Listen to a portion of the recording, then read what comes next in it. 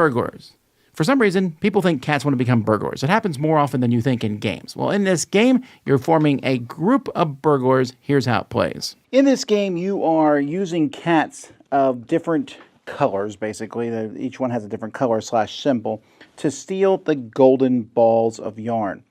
And so you have a hand of cards, and on your turn, you have 5 different actions. You can take one action of these. One, you can take 2 cats. You can take one of the face-up ones and or from the top of the deck. Or you can form a cat crew. Now, a cat crew is a little confusing. So I play a cat crew. That's what I do. I play a card there. I cannot play another card into this cat crew until I start a second one that's the same. And then I can play another cat crew here.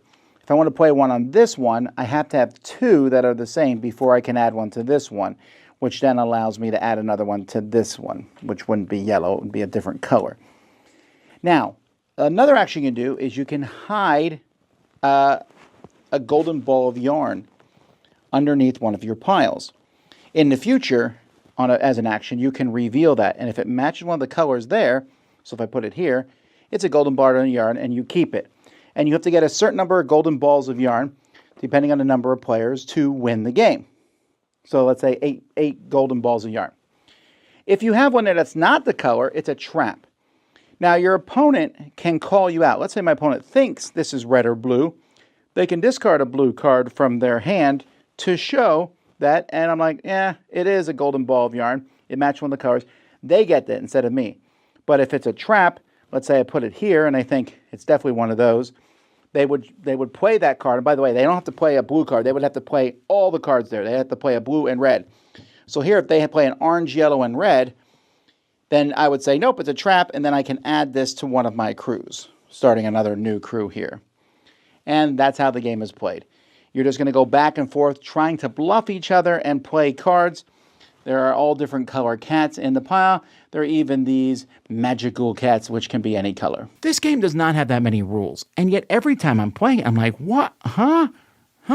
The putting out the groups of cat burglars is convoluted itself to explain. It's essentially a folding pattern.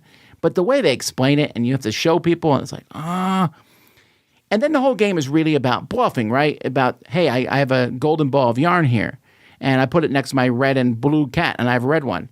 But I want to wait till I have a bigger crew, because if I have a bigger crew, you need to play more cards from your hand to call me out my bluff, which wasn't a bluff anyway.